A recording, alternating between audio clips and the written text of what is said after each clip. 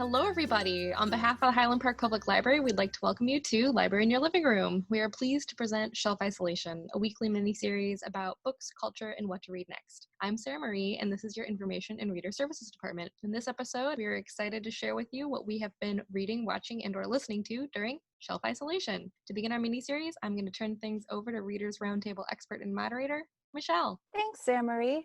So first I want to talk about an audio that I'm almost done with. It is called Maybe You Should Talk to Someone by Lori Gottlieb. It is about a therapist, her therapist, and kind of the things that she learned through her own therapist and through her clients. It's a really great audio, and it's about after a big breakup, Lori Gottlieb decided that she needed a therapist, which was strange for her because she herself is a therapist. So it talks about her journey, kind of getting over this breakup and the things she learns about it. And also it talks about a few of her clients who are most likely anonymous and about their struggles and what the client and what else herself have learned. It's just a really great book. Speaking of that book, it will be one of the books in the Judy Levin book discussion, which is finally coming back in the fall. I know you were very sad that we had to cancel the spring one because of everything that's happening. So the series will be the same as what it was before. So the first book will be Disappearing Earth by Julia Phillips. That will be on Tuesday, September 8th. And it'll be from 1 to 2:30, and that's on Zoom. The second one is, of course, Maybe You Should Talk to Someone. That'll be October 13th, which is also a Tuesday from 1 to 2:30. And last but not least, the last one will be November 9th, which is a Monday. And we'll be discussing The Dutch House by Ann Patchett. You can register right now. It's available on our events calendar. So we hope you will join us on Zoom with Judy Levin to discuss these books. And that's all I have to talk about today, so I'm going to hand it over to Stephanie. Thank you, Michelle. This week, I was fortunate enough to get the advanced reader copy of the latest book by Ashley Weaver. It's A Deception at Thorncrest, and it follows again Amory and Milo Ames, and they've retreated to Thorncrest, which is their country home, because Amory is expecting their first child, and of course, a murder takes place. It happens to be their stable hand that is found dead in a field during some festival that is going on in the town. And so she tries to stay out of what's going on, but then there's also a surprise. An unexpected visitor appears at their home while her husband's in London and informs her that she is married to her husband. And then it ends up, what happens is it's not actually Milo that she's married to, but Milo has a half-brother that he didn't know that he had, and they look almost identical. So it's has lots of good twists and turns. So there's the first murder, and then surprisingly a second murder happens in this tiny little town. And Amory and Milo is apprehensive because he thinks that she should be protecting their child. And so it goes on and has a really good ending. And I love her. I love this whole mystery series. It's a great one. If you want like a nice happy kind of mystery, it's the one to go with. The other book that I read, not so happy, it's Blood and Ivy, the 1849 murder that scandalized Harvard. And the book is by Paul Collins. And very, very fascinating because it deals with grave robbers, murder at the college, which they're not expecting. And what it's following is an actual case of a doctor who was one of the main benefactors of Harvard, who was last seen at the medical college and has disappeared. So they're trying to find him, and they have a suspicious janitor who kind of thinks that something's going on in a lab. And so Harvard is just recovering at this time from a scandal of buying bodies for their anatomy lab that maybe they shouldn't have been buying. So they've just gone through this, and so they're trying to rebuild their reputation, and lo and behold, this doctor, who is one of the wealthiest men in the area, has disappeared. It ends up that, I'm not going to give everything away, but that one of the professors from another wealthy family there actually murdered him. And it's kind of interesting how the police go about trying to solve the crime, and how this janitor keeps thinking that something is amiss, and where they find the body and all these things. Anyway, it's really, really good. It is in our collection, and I highly recommend it. And with that gruesome ending, I'm going to turn it over to Karen. Thanks, Stephanie. This week, I finished the third in the series of Andrea Camilleri books I've been reading. It was called The Snack Thief. And I should say I recommend these more and more. The more I read, I like them better. And I would recommend starting with the first book, because there is some character development I'm already seeing after 3 books. For example, the inspector has a girlfriend named Livia who lives elsewhere in Italy. So when she wants to visit, she's got to fly to Sicily, and it's a pretty big deal. But for the first 2 books, they mainly seem to have phone conversations about when can she come? Oh, that's not a good time. I'm involved in a case. So this always happens. You always say this. So this time she just announces she's coming to Sicily, and she does that. And then, of course, he's tied up with an investigation, but she gets involved in it. And during the course of the book, she issues an ultimatum to him. They've been seeing each other many years, I think. And, she says, you've got to make a decision. And so the book ends, with the solving of the crimes, and also with his letter to her in which he answers the ultimatum. But I'm not sure that what he is offering to her will really happen, because this is only the third book. So I don't want to say it's good news or bad news. I don't want to give it away. But anyhow, the other interesting thing that I did this week was to finally check out the DVDs of the Italian TV series that dramatized these books. And these were made a good, I think, 20 years ago. I never knew. I never had heard of these books until recently, or the TV series, but I decided to watch the episode that had to do with the snack thief. And fortunately, the episodes are all titled after the books, so you know what you're going to be seeing. And I thought it was a little strange that this turned out to be episode 1, although it's book 3, but I decided to sit down and try it. And it was very interesting to get a mental picture of what these people looked like or might look like. But all of a sudden, partway through, near the end, things started happening that weren't familiar. I thought, I better stop and finish the book and then come back.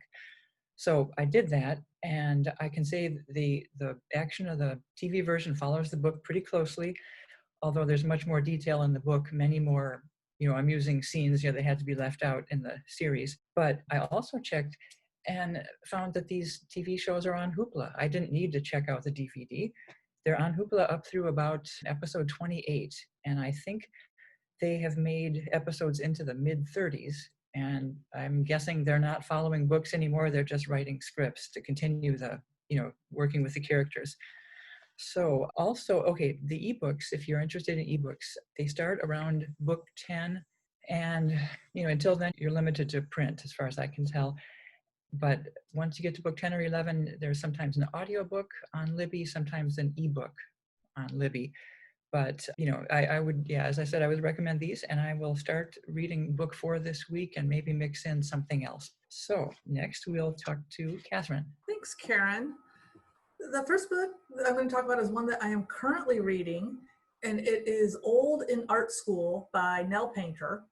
We have a book discussion of this book coming up on August 14th. It is going to be from 2 to, I think, 3:30 p.m. in the afternoon. It will be on Zoom. You can sign up online on our website, on the calendar, and you will get the link to attend probably about the day before. This discussion is going to be led by me. I promise you, I will finish this book before then. So I am enjoying reading the book. Nell Painter is a celebrated historian. She was a tenured professor at Princeton. She decided to retire from that job and go back to art school, first as an undergraduate and then as a graduate student. So she just completely reinvented herself and started over at a time that many people would just think is the end of their career.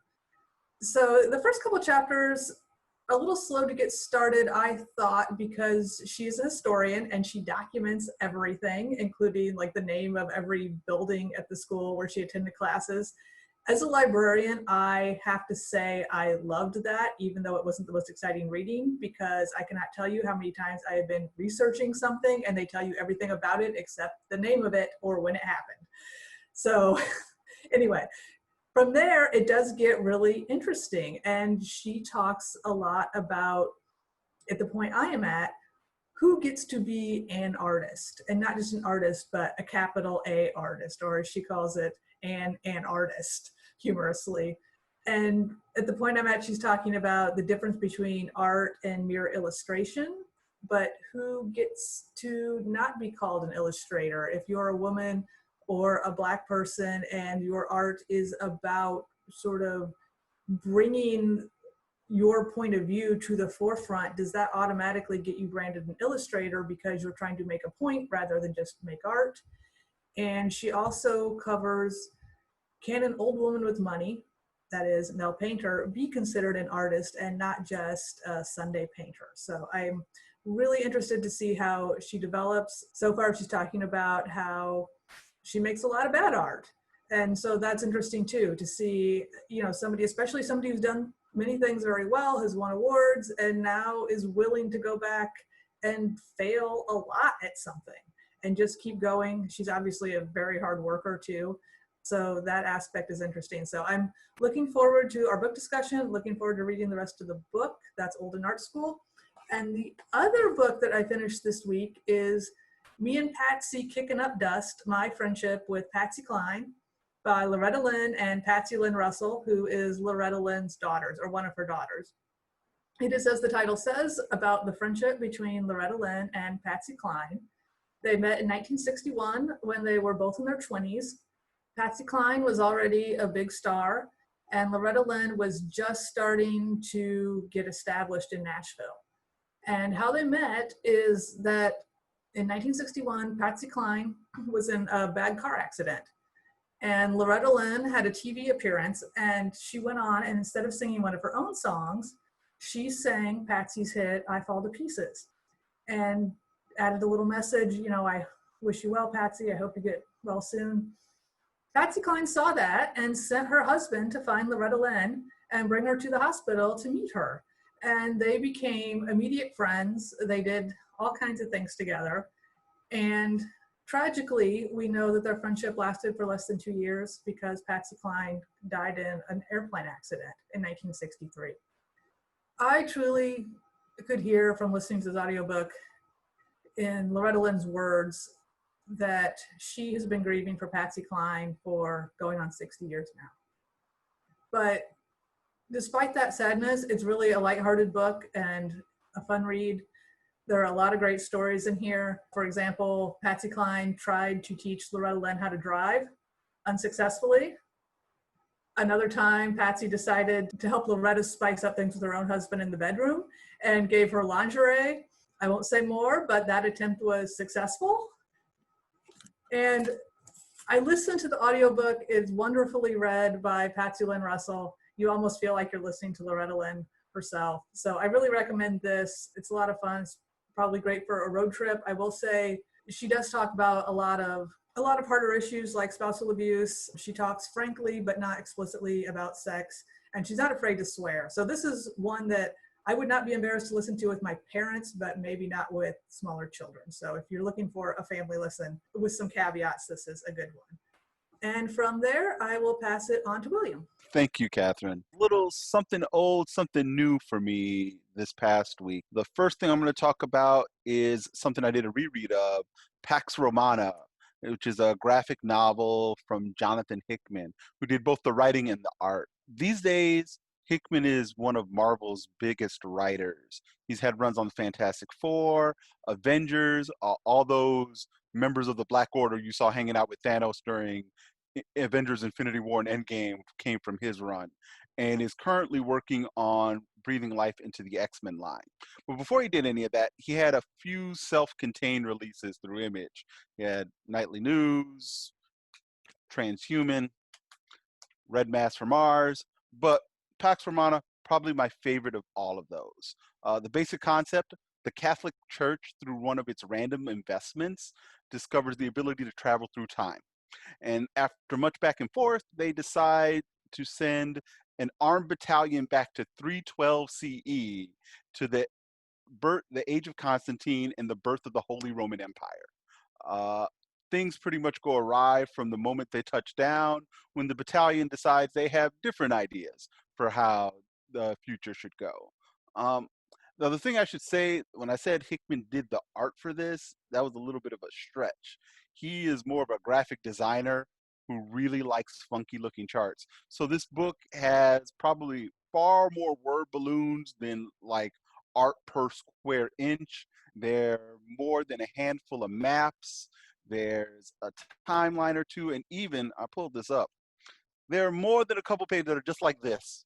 It is nothing, just word salad. Maybe there you go, a little art right there. But and it's all to advance story. But I love the story of this book. It's some of my favorite sequential art from one of my favorite writers. And you can find this and many of Hickman's other work on Hoopla.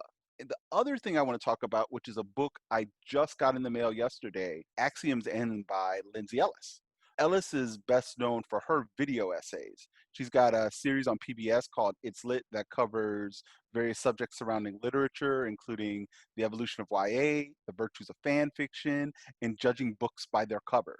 On her personal YouTube channel, she does more long-form essays on popular culture, covering everything from film theory by way of Michael Bay's Transformer films, the ideology or lack thereof of the First Order from the most recent Star Wars, an analysis of the negative reaction to the Twilight series, and a very detailed analysis of what led to The Hobbit being turned into a trilogy instead of a standalone film that includes a trip to New Zealand and a talk with various members of the cast and production crew that actually got her a Hugo nomination.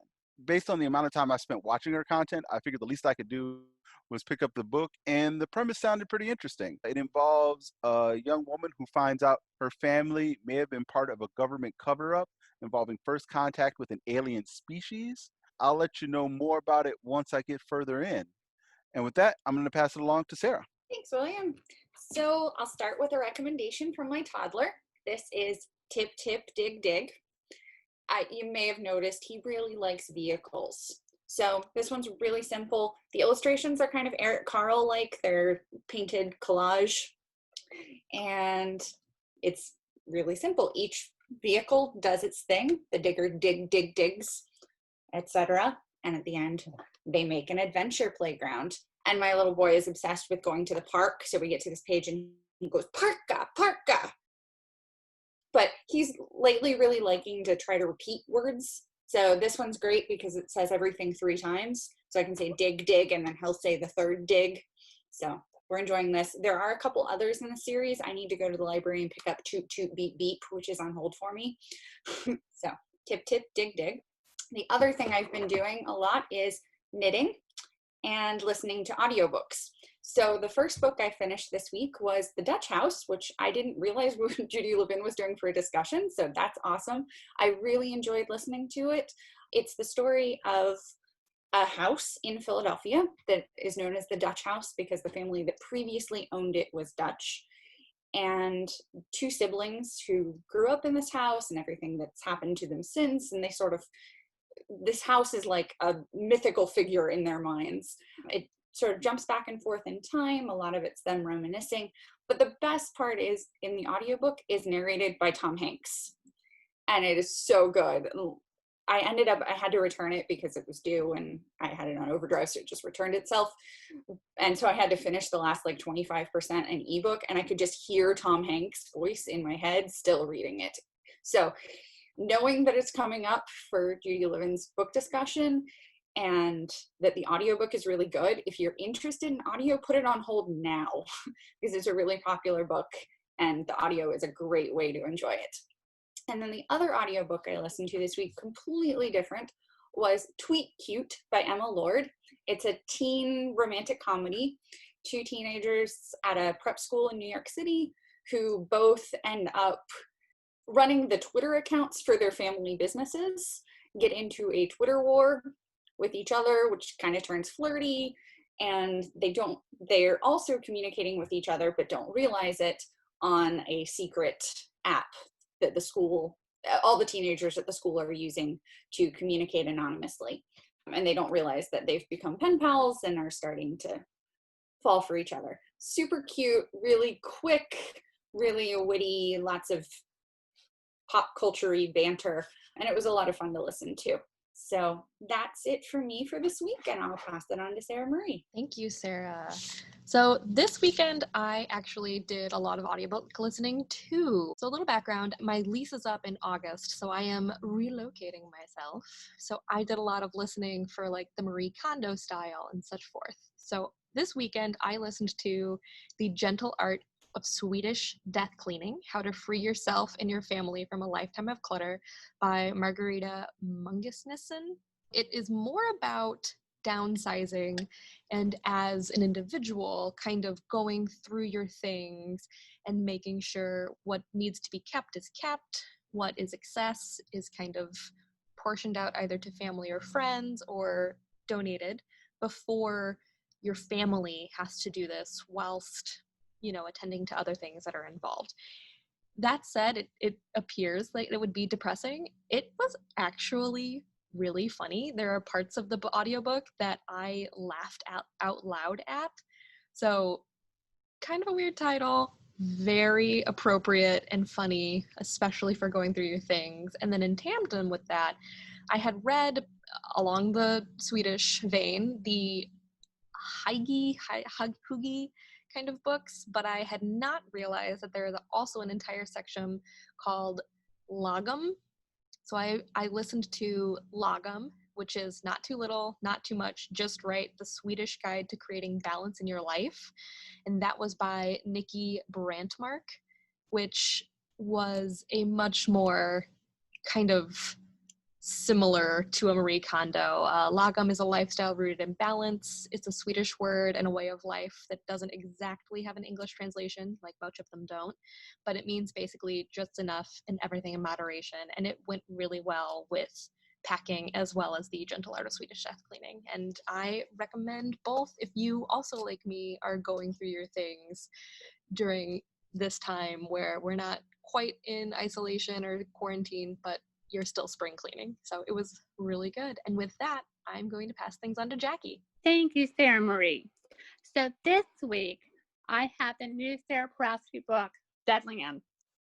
And this is her most recent B.I. Wachowski novel. And it's about Victoria's support for her goddaughter, Bernie. Bernie is a student at Northwestern University, and she's there on a scholarship for ice hockey. She is teaching during the summer at a youth camp that Chicago Public Park District is running, and she's doing a girls soccer team that is sponsored by an organization called SLIC, South Lakefront Improvement Council. Victoria went to the last game, and after the game they went to the SLIC meeting so that the team could be cheered on by their sponsors, and she's very involved with the South Side because that's where she grew up. So she was interested to know what they were talking about. And they are proposing to turn a landfill into a beach. So at the first meeting, there was some discussion about this. And then there was an altercation between a gentleman named Coop and Leo, who is doing the presentation for the SLIC meeting. And Leo is actually Bernie's friend. So Bernie asked Victoria to come to the second meeting of SLIC. And at that meeting, the very powerful Park District chairman was there with some obviously money men. And it was kind of confusing what was going on, but there was an altercation once again with a gentleman named Coop. And there was also a map that Leo had never seen that evidently shows that there may be a development on there rather than a beach. So Victoria is investigating that. There's also a story about a homeless woman who they passed by who was playing a little toy piano. She described it as like a Schroeder piano than Peanuts. So you can picture this woman, but she's actually making beautiful music in it. And this homeless woman may actually be a famous singer who is suffering from post-traumatic distress syndrome. She survived a mass shooting in which her partner was killed, and she wasn't actually treated properly, which she probably should have been. And that mysterious man, Coop, who showed up at the SLIC meeting, is also protecting this homeless woman. So as usual, Sarah Parasky takes these stories and blends them together, and you have the good and bad Chicago, the pay to play, is very, very interesting. This is available on Libby, also as an ebook and an e-audio book. And Sarah Cressy also has another book of short stories, which I haven't read yet, called Love and Other Crimes, which is also available. The ebook's available on Libby. And this is supposed to be very interesting. Like I said, I haven't read it yet, but one of the stories has Victoria as a 10-year-old on her first case helping her father. So that is one of the books. And the other one is, with the passing of John Lewis, I wanted to go back and reread March, his graphic novel memoir trilogy. I have book 2 and 3 here. I've already returned book 1. But this is a wonderful graphic novel trilogy. It's written by John March, and one of his staffers, Andrew Aiden, I think is that, and is drawn by Nate Powell, who is a graphic novelist. This is a wonderful story of his life. And book 1 discusses his early years into his growth as a protester at a very young age, at 18. Integral throughout the story is January 20, 2009, which is when Barack Obama was inaugurated as president. So it starts with the inauguration day, and he's looking back at his life. He lived in rural Alabama, about 50 miles from Birmingham. His father was a sharecropper. And when he was 15 years old, he had a 10-cent comic book that was published by the Fellowship of Reconciliation, which was entitled Martin Luther King and the Montgomery Story. And this sparked his interest in social justice. Book 2 talked about the Freedom Riders and the March on Washington. And if you've not seen John Lewis's speech as a 23-year-old at the March on Washington, it is available on YouTube, and we'll put the link in the notes. And then book 3, which I haven't read for a while, talks about some of the other different situations. And I want to show you, if I can, some of the drawings. This is the drawing of the March 7th, 1965. And these are beautiful, beautiful black and white drawings. And this is the March on Selma. And you can see the bridge and what it looks like. I mean, the drawings are just beautiful and just in black and white. Nate Powell has shown the emotions, the elation, the fear, the anger, just everything that people have. And the drawings are beautiful. This is an award-winning series. And John Lewis, actually, for everything this man went through, he really had a sense of humor. And I found a Washington Post article that was published online on July 13, 2015, where he talked about his life and this trilogy. And he had gone to Comic-Con in 2014, and he didn't think about it. So in 2015, he did cosplay with him as, he dressed himself as an this. And if you see, he's got his iconic trench coat on, he's got the backpack, and he led the kids on a march through the convention center. So John Lewis himself knew that he was himself a character, if you want to call it that. It was a wonderful tribute to John Lewis. It's like I said, it's an award-winning trilogy. And if you've never read a graphic novel, reading one of the memoirs like March is a really good way of introducing yourself to graphic novel. So now I'm going to turn it over to Sarah Marie. All right, this is it for us today, folks. As always, please remember that we are all here for you. We're available for any comments, questions, or concerns you may have, and you can reach us online through Facebook at facebook.com/HPLibrary, through our Twitter, which is @HPLibrary, or via email at hppla@hplibrary.org.